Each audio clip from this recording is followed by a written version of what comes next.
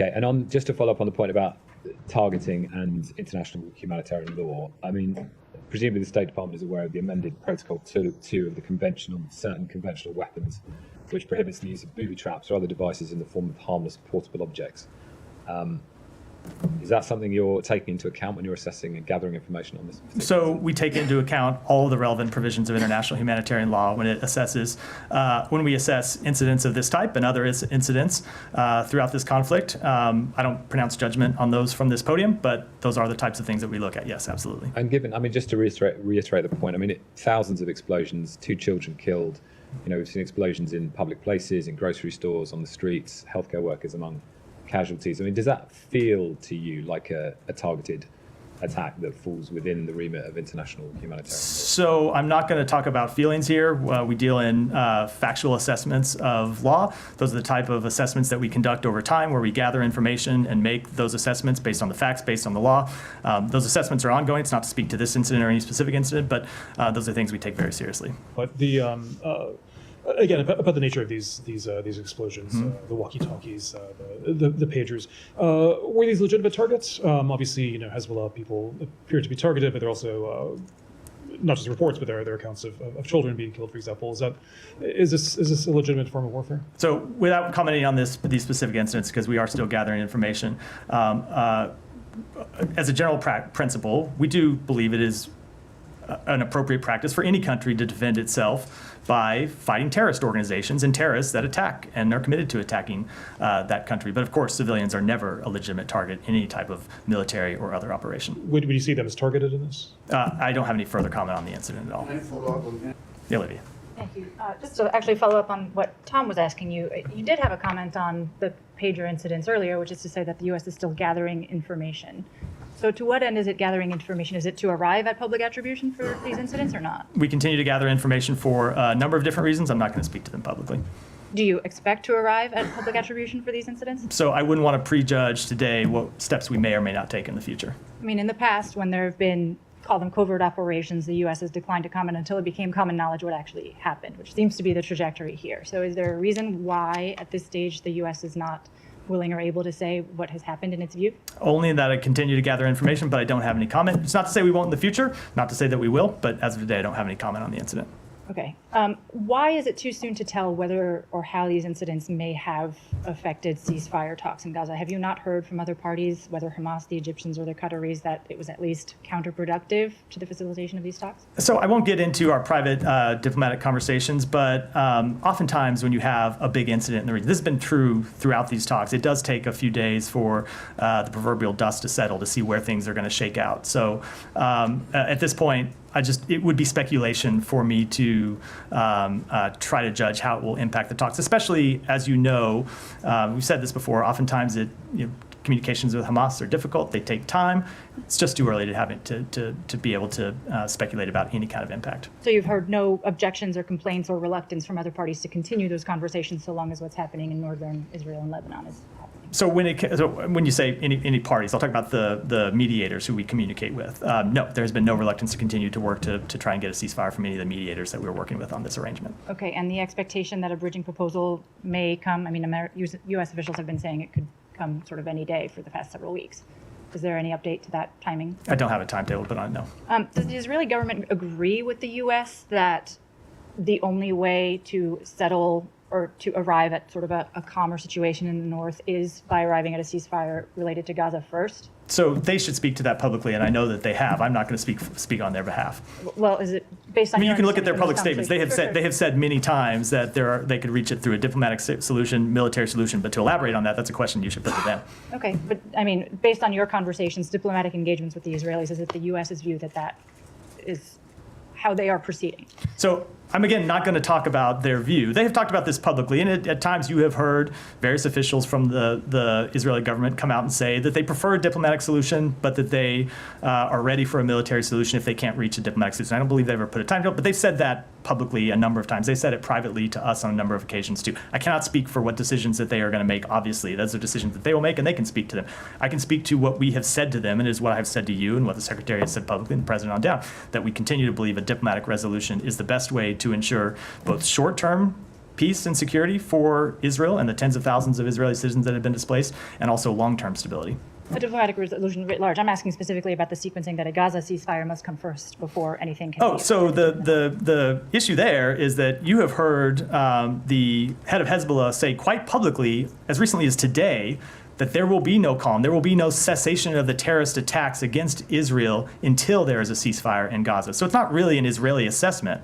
It is the fact that Hezbollah has made clear there won't be any end to the terrorist attacks against Israel until there's a ceasefire in Gaza. Well, but it's the U.S. taking Hezbollah at its word that at its word and at the precedent of the last 11 months, right, where they've continued daily attacks. Okay. Well, so I would say other than when there was the week-long pause in hostilities last November. Other than that, they've continued near daily attacks, I should say. right. But as you've made the point before, public statements can be different from private assessments. So In this case, the public statements have matched the public actions. So one more question, sorry, about Iran and whether the U.S. has an understanding based on diplomatic, direct or indirect interactions, whether there is a heightened risk of retaliation from Iran given its ambassador to Lebanon was injured as part of these incidents. I wouldn't want to speculate on what actions Iran might take. We have always made clear to Iran throughout this conflict that it should not take any actions to escalate the conflict, and if it attacks Israel, we will defend Israel.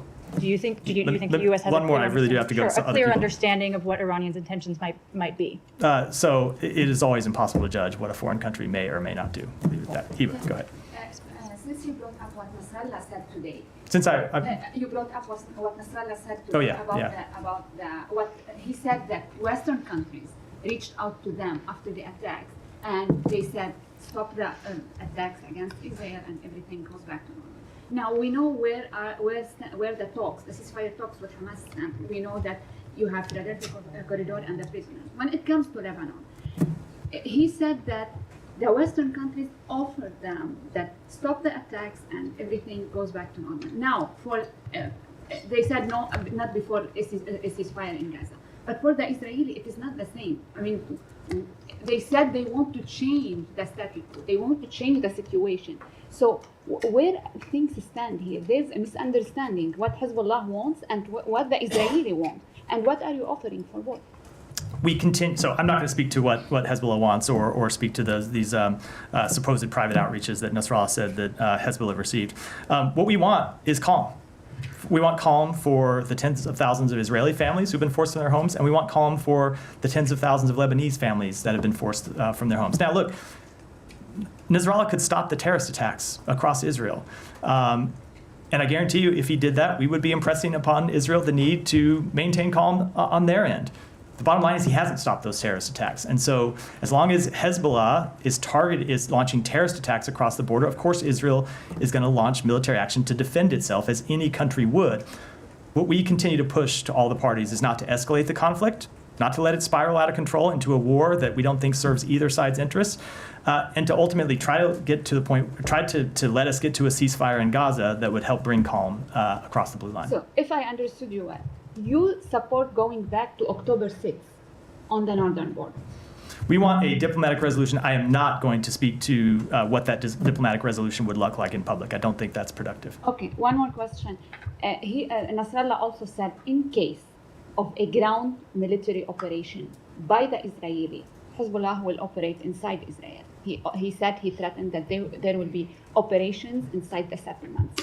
You've been saying that a military operation also won't bring the Israeli citizens back to the north. So do you assess that Hezbollah is able to execute what Nasrallah said today? I am not going to offer any private assessment, I'm not going to offer publicly any type of private assessments that we have about Hezbollah's capabilities. Thank you. Yeah, go ahead. Thank you, Matt. And I'll go with the same route here about Lebanon.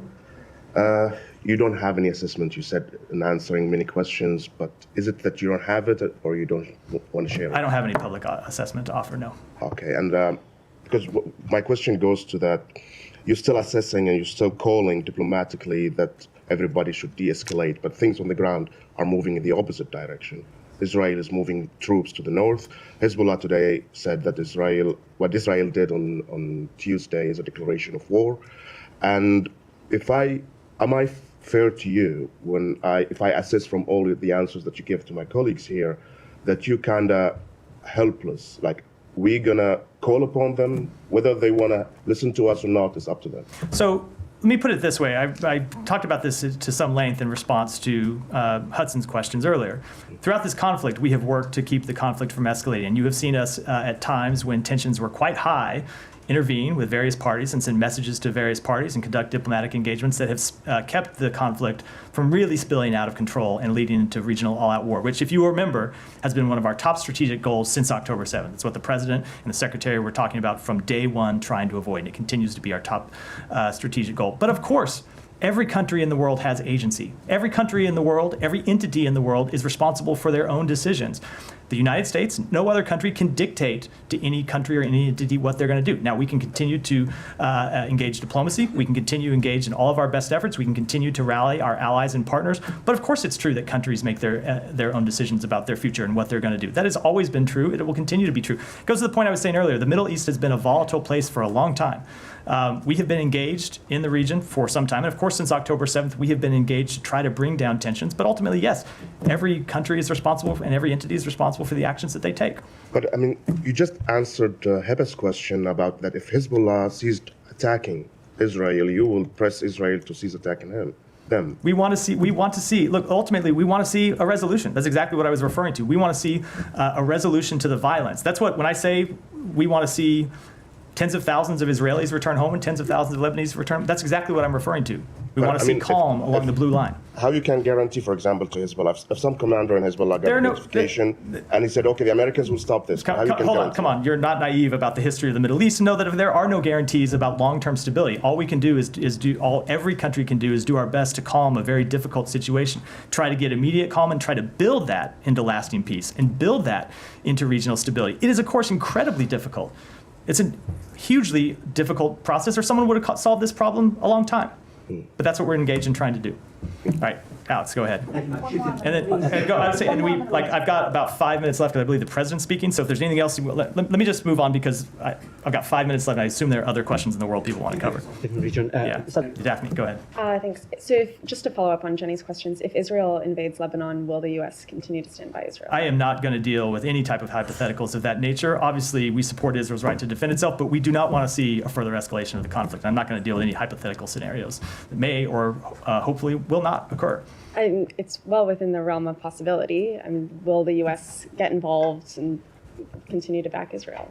We will continue to support Israel's right to defend itself while making clear we don't want to see any party escalate this conflict, but I'm just not going to deal with a hypothetical scenario. Well, it continues to be the priority for the United States to push for de-escalation of the conflict. Now, other parties have to make their own decisions, but that will be what we continue to push for. And then just on the attacks on the communications equipment, what effect do these incidents have on ceasefire talks? The Secretary was just in Egypt. What did he hear while there about the path forward and any effect that these attacks have on the ceasefire? So I think it's too early to speculate or comment on what any type of implications might be. But as has been true in similar incidents over time since we've been trying to reach a ceasefire to this conflict, the continued loss of life ought to encourage all parties to reach a ceasefire. It ought to be in the interest of all parties to reach a ceasefire that brings the hostages home, that stops the death of civilians in Gaza, that decreases tensions across the blue line, that decreases tensions across the region. So I can't tell you what the actual effects will be, but I can tell you that the way we look at it and see, when you see continued incidents that bring death and suffering and instability, that ought to be an incentive for reaching a ceasefire, not a disincentive. Can't say it will be, but it ought to be. It's been a couple of days now. Have you seen any effects so far on the ceasefire talks? We continue to push for ceasefire, but I'm not going to get into where things stand publicly. Yeah, go ahead. There was reportedly another ceasefire proposal presented to the U.S. by Gal Hirsch in the Prime Minister's office, and all in all, which offered Sinwar, exile opportunities. What does the U.S. make of this? Do you think that's an actual realistic plan? I don't think it's productive for me to comment on it publicly. I will say what you've heard us say before. We continue to push for a ceasefire. It continues to be our top priority when it comes to this conflict. The Secretary was engaged in these conversations yesterday with the President of Egypt and the Foreign Minister of Egypt. There are other conversations ongoing at different levels of our government with the intermediaries, but I don't think it's helpful for me to kind of comment publicly on various proposals that are floated. Is it being considered at all seriously by the U.S. government? I just don't think it's productive for me to talk publicly. But I'll say that the proposal that we continue to focus on is the one that the president laid out in his address on May 31st, that was endorsed by the United Nations Security Council, that was agreed to by Israel, that Hamas agreed to parts of and rejected parts of, and it has been the subject of negotiations for some time now. So, go ahead. You say that they accepted part of and rejected part of, but they issued a statement. They accepted all of it way back then on the, the 3rd of July. So I guess it depends what you mean by accepted. Accept with amendments is not accepting. They accepted and they had amendments, and let me just say, they had amendments that they came back with. There were parts of that proposal they did not accept that they asked for changes to. So that's not a full acceptance, just as a factual matter. But it's also factual that it's the Israeli Prime Minister. I'm just new terms. Said, I'm just No, just say as a factual matter, what you said is not correct. Okay. All right, let me ask you just a couple of things in your response to Daphne on. Now, U.S. officials don't believe that Israel is preparing to invade Lebanon. You don't believe that Israel will invade Lebanon? So I don't know where you got that assessment from. I'm not making any public assessment. Okay. Some are saying that they don't. Some are saying, the mythical. I never like to reply to the mythical some are saying. If you have a specific thing to refer to, I'm happy to. Otherwise, I'll speak to what the State Department believes and what the State Department is doing. Let me then deal with this from a different point. Do you believe that Israel is preparing to invade Lebanon? So, as I said, in response to I think Daphne and Jenny's question, I will let every other country speak for what it is doing, what it is planned to do, and I will speak for what the United States is doing. And the United States continues to push for a de-escalation of tensions, not an escalation. Mm-hmm. Let me just have a couple more questions with the indulgence of my colleagues. Israel is blocking about over 40% of food assistance into Gaza, according to the HuffPost. Are you aware of these statistics? And can you update us on the the latest level of U.S. aid to Gaza? So I'm not aware of that specific statistic. I can tell you that it's getting food, water, medicine continues to be something that we work on. We have seen something of a stabilizing of the levels of food and water coming in. Not a sufficient level, but when things got to a really dire level, they have come back up from kind of what that floor was several months ago. It's something that we continue to work on every day. But I think our experience over the last 11 months shows us the only way to get a durable delivery of humanitarian assistance into Gaza is to reach a ceasefire. So you have an increased ability to get food, water, medicine, other humanitarian goods to the crossings themselves, and then you have the ability to deliver them from those crossings inside Gaza to the people who need them. But you are keeping tabs on the level of aid that goes in. Of course, I don't have the number of trucks that came in at my fingertips. I'm happy to follow up with you after the briefing. But is it at the same level as it was, when the pier was there, or less or more? So the level changes, as I think because the truck numbers are public. They're publicized by various UN entities. I don't have them at my fingertips, but they're publicly available, and I'm happy to engage with you after the briefing to get them to you. And I wanted to ask you about normalization. Yesterday or the day before, the Crown Prince of Saudi Arabia, MBS, said there will be they will not recognize Israel without a Palestinian state. So do you feel that now, we're getting so close to the election, this effort to normalize will be dropped by this administration? So, Saeed, that is exactly what the Crown Prince said to Secretary Blinken when we met with him in Saudi Arabia on January 8th. And the Secretary came out publicly and said that he had just met with the Crown Prince, and the Crown Prince said there are two things that he needed to see before he could move forward on normalization. One was a ceasefire in Gaza, and one was a legitimate path to two states. So that has been his position, and we have publicly discussed his position for some time. I'm aware, but I'm saying that as the calendar, as the window closes, do you feel that it's going to be further effort by the administration to pursue normalization? Every day that goes by, it gets tougher to accomplish anything. That's just a temporal fact. We continue to believe, however, that long-term, of course, normalization of relations between Saudi Arabia and Israel is in the interests of both countries. It's in the region, as is the establishment of an independent Palestinian state, which Saudi Arabia has made very clear is inextricably linked to normalization. All of those things are in the interests of Israel. They're in the interest of Palestinians. They're in the interest of the broader region. Now, we are obviously quite aware of the challenges that we face in getting to those now. The fighting in Gaza continues to wage on. We continue to work to get a ceasefire. But as a long-term goal, of course, it has not changed as one of our foreign policy goals. Yeah, Hudson. Can you put any meat on the bones to the sort of urgency to try to calm tensions between Lebanon and Israel? Are there any sort of calls or U.S. government travel you can read out at all? There are some reports that the Pentagon secretary is is no longer going to visit this weekend. So I'm not going to speak to the travel of people in other departments. I will say that we continue to engage with our Israeli counterparts on this. As was publicly reported, Amos Hochstein was just in Israel on Monday, pressing the need for de-escalation and pressing the need for a diplomatic resolution. The Secretary of Defense has talked to the Defense Minister several times in the past few days. We've had conversations between State Department officials and Israeli officials. Those will continue. They will continue at the senior-most levels of the government. At times, we'll read those out, but I can't announce them. I can't make them.